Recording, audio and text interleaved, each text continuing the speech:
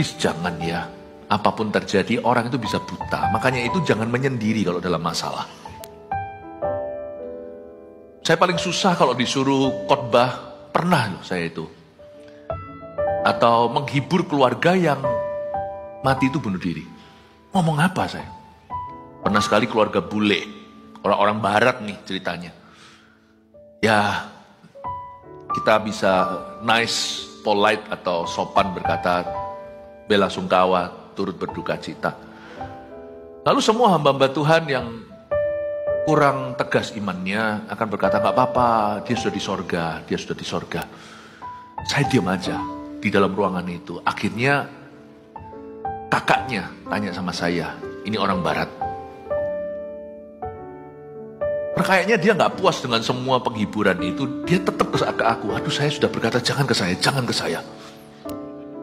Karena saya bukan pembawa acara, jangan ke saya, datang pula. Mungkin dia butuh jawaban yang jujur. Dia bertanya, menurut Pastor Philip, adikku kemana? Saya berkata, Tuhan help me. Jadinya saya pura-pura pingsan. Tapi saya ini sudah disumpah, mulut saya itu untuk kebenaran.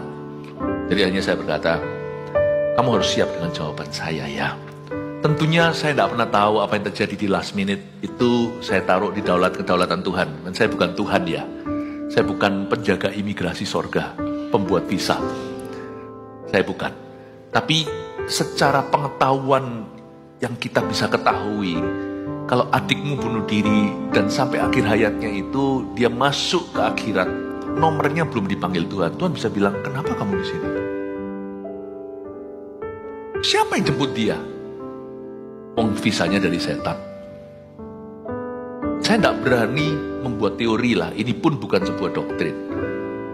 Saya beritahu sama dia, apapun yang terjadi, adikmu membuat keputusan dari dirinya. Dia sudah orang dewasa. Apapun terjadi, Anda jangan merasa, Anda jangan menghukum dirimu sekarang. Karena yang mati, sudah mati. Yang hidup, masih tanggung jawab sama Tuhan. Apapun terjadi, saudaraku, saya bilang sama dia, adik Anda di mana? Itu hanya Tuhan yang tahu. Tapi kalau Anda tanya sama saya, my conviction dan keyakinan, kalau orang bunuh diri kemana? Lidah saya sudah bergetar. Saya percaya mereka tidak selamat. Nangis di depan saya, iya kan? Wah, nangis. Tapi setelah nangis dia sembuh. Dia berkata, I appreciate your honesty. Aku menghargai kejujuranmu. Saya bilang, you scared me.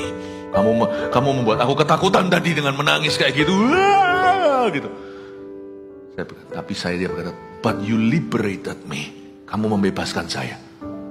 There's nothing I can do, right? Tidak ada yang bisa saya lakukan. Tidak bisa. Sayangnya sudah terlambat sudah. Tapi jangan jadi Tuhan ya. Jangan sekali-kali mencoba jadi Allah. Dan tidak ada orang memaksakan adik Anda membuat keputusan sendiri. Yang pasti ini menjadi sebuah luka yang tidak bisa sembuh. Suatu hari di sorga biarkan kuasa Tuhan menghapus memorimu akan ini. Kalau tidak gitu bagaimana kita bisa bahagia selama-lamanya di sorga tahu seseorang di api neraka yang kita kenal dan kita sayangi. Tapi Anda bisa merasa sedih, Anda tidak perlu sorry. Karena saya tahu kakaknya ini sudah berusaha. Doakan dia. Dan selalu jangkau dia tapi nggak mau. Akhirnya pistol yang dia pilih, bukan Injil.